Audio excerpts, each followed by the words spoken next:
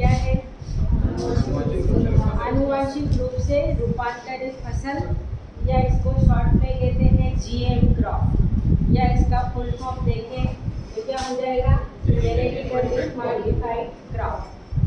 अब आप देखो, आनुवंशिक रूप से रूपांतरित फसल, आपको नाम से ही समझ में आ रहा होगा। और वैसे भी बायोटेक्नोलॉजी और जेनेटिक इंजीनियरिंग, इससे क्या समझ रहे हैं हम कि जेनेटिकली या तो गुणसूत्र में या जीन्स में या डीएनए में कहीं ना कहीं हमने क्या करा है? कुछ परिवर्तन करा है। चाहे जीव हो, पौधे हो या हम हो, हमारे फायदे के लिए ही ये शाखा है। अब हमारी जो फसल है, सामान्य फसल की बात हो रही है, क्या होता है? उनके ऊपर सर्दी, गर्मी, वर्षा सभी का प्रभाव बहुत तेजी से होता है। और कुल मिलाकर फसल क्या होती है? बहुत ज़्यादा गर्मी पड़ी तो जल जाएगी, ठंड पड़ी तो फसल खराब हो जाएगी, मुरझा जाएगी, फ्लॉरिंग नहीं होगी, पुष्पन क्रिया नहीं होगी।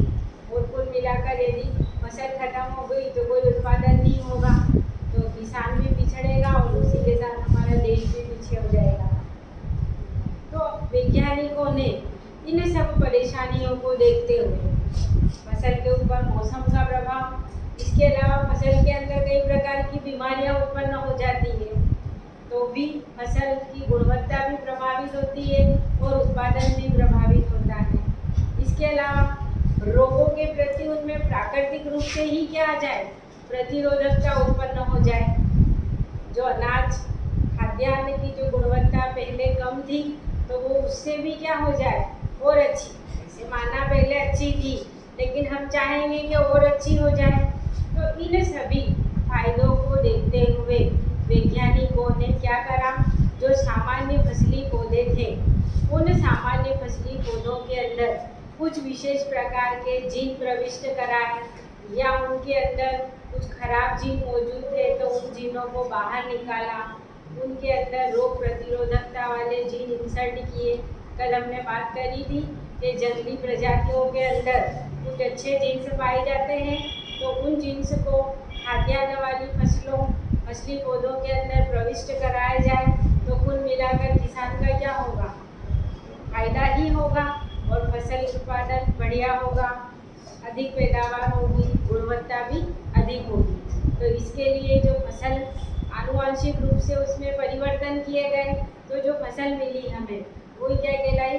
आनुवंशिक रूप से रूपांतरित फसल या जेनेटिकल मॉडिफाइड क्रॉप।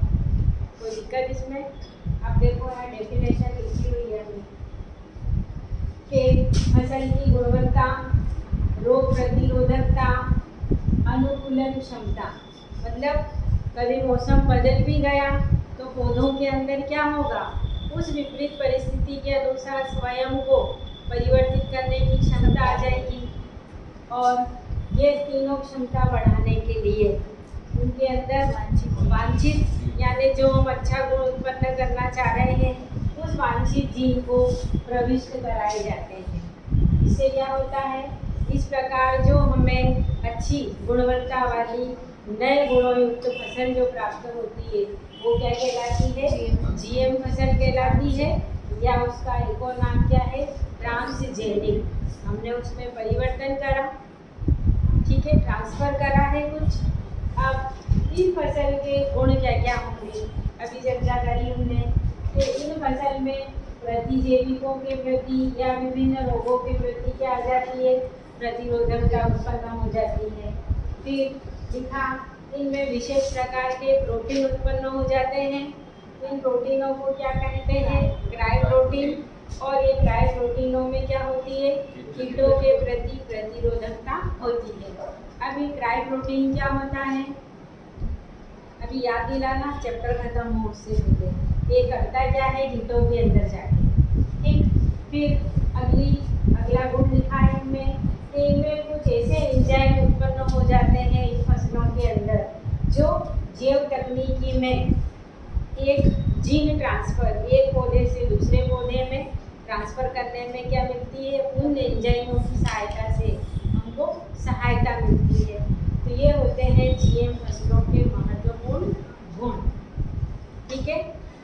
आते हैं यहाँ पर देखो हमने लिखा है कि प्रमुख जीएम फसल, यानी वैज्ञानिकों ने किन किन फसलों में चेंज करा है। सारी में तो नहीं कर पाए, चल रहे हैं एक्सपेरिमेंट, शोध कार्य चल रहे हैं। अब देखो यहाँ पर सबसे यहाँ पहली लिखी है हमने क्या, मक्का, यानी जेनेटिकल रूप से मक्का के अंदर कुछ परिवर्तन किए गए। तो क्या परिवर्तन किए गए कि उनमें विभिन्न पेस्ट जो कीट होते हैं खाने वाले, उन विभिन्न पीड़क और रोगों के प्रति प्रतिरोधकता उत्पन्न करी। जो जेनेटिकल मॉडिफाइड क्रॉप बनाई है मक्का, उसके अंदर ये गुण आया है। फिर दूसरा लिखा हमने फ्लोर्स और टमाटर, वहाँ पर एक विशेष चीज लिखी है क्या, फर्स्ट जेनेटिकल मॉडिफाइड क्रॉप का नाम लिखिए, ऑब्जेक्टिव में भी पूछा जा सकता है। तो वो कौन सी है, फ्लोर्स और टमाटर। ठीक है, फिर अब इसमें क्या है, इसमें एनामाइसिन के प्रति प्रतिरोधकता पाई जाती है। ठीक है, इसके बाद अगली जो जीएम क्रॉप है रेप ऑयल सीड, फसल का नाम है ये। अब ये लिखा है इस फसल में बास्टा नामक जो खरपतवार है उसके प्रति क्या होती है, प्रतिरोधकता, यानी वो बीच में उग भी जाएगी तो इन फसल के उत्पादन के ऊपर, गुणवत्ता के ऊपर कोई प्रभाव नहीं पड़ेगा। फिर अगला लिखा हमने क्या, सुनहरा चावल, इसमें बीटा कैरोटीन जीन क्या करते हैं, प्रविष्ट करा दिया जाता है जेनेटिक इंजीनियर्स के द्वारा। इसके कारण ये जो चावल है ये कैसा दिखता है, सुनहरा पीला। ये जो जनरली हमने चावल कैसे देखा है, सफ़ेद कलर का देखा है, लेकिन ये हल्का क्या होगा, गोल्डन कलर का, गोल्डन राइस कहा जाता है इनको। ठीक है, अब कहाँ है आगे, बीटी कपास, बीटी कॉटन। अब बीटी कॉटन की विशेषता क्या है कि हमने इनके अंदर क्या कराया, ग्राई प्रोटीन इंसर्ट कराया। इसके कारण इनमें क्या हुआ, कीटों के प्रति क्या आ गई, प्रतिरोधकता आ गई। अब क्राई प्रोटीन क्या होता है, पहले तो इसकी डेफिनेशन देख लो कि क्या है, ये एक प्रकार के जीव विष है। कौन, क्राई प्रोटीन, जो किसमें होते हैं, बीटी कॉटन में। लेकिन अभी एक्चुअल में क्या होता है ये देखो, ये जीव विष है जो किसी प्रोटीन के द्वारा क्या होते हैं, कोडित होते हैं, उनको कहा जाता है क्राई प्रोटीन। अब देखो जो बीटी कॉटन वाली फसल है उसके ऊपर कीट बैठे, उसकी पत्तियों को उन्होंने खाया। ठीक है, अब पत्तियों को खा रहे हैं, अब ये प्रोटीन उन कीटों के कहाँ जा रहा है, आहार नाल में जा रहा है। तो जैसे ही ये उनकी आहार नाल स्टमक में पहुँचेगा, वहाँ पर क्या करेगा, एंजाइम जो भी सीक्रेट होंगे, और ये कौन जा रहा है वहाँ पर, क्राई प्रोटीन।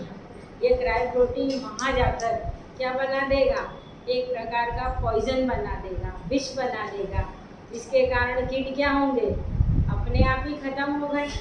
हमने तो क्या करा, कॉटन के अंदर क्राई प्रोटीन इंसर्ट करा के एक कॉटन की नई जीएम क्रॉप तैयार कर ली। हम कीटों को नुकसान नहीं पहुंचा रहे, हमने अपने लिए काम करा। अब उन कीटों उन पत्तियों को कौन खा रहे हैं, कीट। प्रोटीन गया आहार नाल में जाकर क्या उत्पन्न हो जाएगा, इस क्राई प्रोटीन के कारण विष उत्पन्न हुआ और कीट अपने आप क्या होंगे, मर जाएंगे। इस तरीके से हमने बीटी कॉटन के अंदर कीट प्रतिरोधकता उत्पन्न करी। ऐसे ही हम सभी फसल के लिए भी कर सकते हैं, चल रहे हैं अनुसंधान। ठीक है, इसके बाद जो अगला इसी का टॉपिक है, ये तो क्या हुआ, जीएम क्रॉप की डेफिनेशन, गुण और कौन कौन सी जीएम क्रॉप तैयार हुई है। अब हमको इनके क्या लिखना है, लाभ भी लिखना है और हानि भी लिखना है। ठीक है, अब लाभ क्या क्या होंगे बताओ तुम लोग। लाभ, फसल की गुणवत्ता में सुधार होगा और किसान को फायदा होगा, क्योंकि अच्छा उत्पादन, अच्छी गुणवत्ता, तो अच्छा अनाज होगा तो वो ज़्यादा महंगा बिकेगा, तो देश का भी आर्थिक विकास होगा और फसल के अंदर प्रोटीन की मात्रा बढ़ेगी, प्रकाश संश्लेषण करने की क्षमता बढ़ेगी, रोगों के प्रति, प्रतिजीविकों के प्रति रोग प्रतिरोधकता आ जाएगी, विभिन्न प्रकार के मौसमों को सहन करने के लिए फसली पौधे क्या हो जाएंगे, सक्षम हो जाएंगे। कुल मिलाकर क्या हो रहा है, फायदा ही फायदा हो रहा है।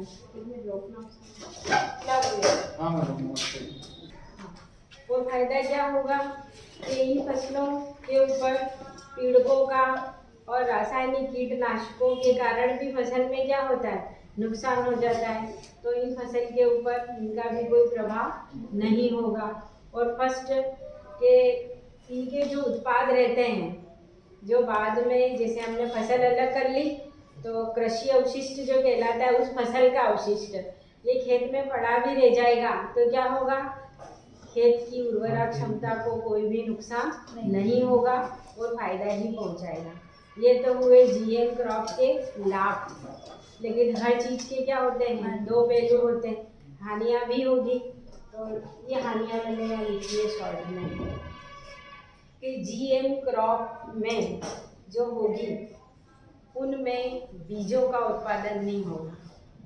जैसे अपन चाहें कि जीएम क्रॉप में बचा के रखें और इसी को उगाएंगे तो वो जो फसल के दाने रहेंगे उनमें फिर से अंकुरित होकर नई फसल तैयार करने की क्षमता नहीं होती है, यानी इनमें बीज का निर्माण नहीं होता है। किसान को यदि ये क्रॉप उगानी है तो हर बार क्या करना पड़ेगा, नए बीज खरीदना पड़ेगा। जबकि हमारा जो पारंपरिक तरीका है उसमें जिसके यहाँ अच्छे बीज होते हैं अपन वहीं से ले आते हैं, उन्हीं को उगा लेते हैं। या हमारे भी अच्छी हुई है तो उसको भिजवाने के लिए बचा के रखते हैं, करते हैं। फिर आगे दूसरा, इस फसल के कारण कुछ जानवरों में और कुछ जीवों में, सब में ही क्या उत्पन्न हो सकती है, एलर्जी उत्पन्न हो सकती है। क्योंकि जेनेटिकली चेंज हुआ है और उसको अपन खा रहे हैं तो हर जीव के अंदर वो अपना अलग अलग प्रभाव, सबका प्रतिरक्षी तंत्र अलग अलग होता है, तो किसके ऊपर क्या इफेक्ट हो रहा है वो हमें थोड़ी पता। तो एलर्जी उत्पन्न होने की संभावना अधिक होती है।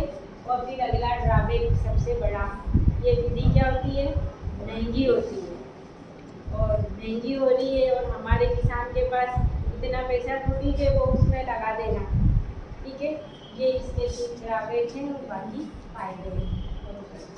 समझ में आया है सबको?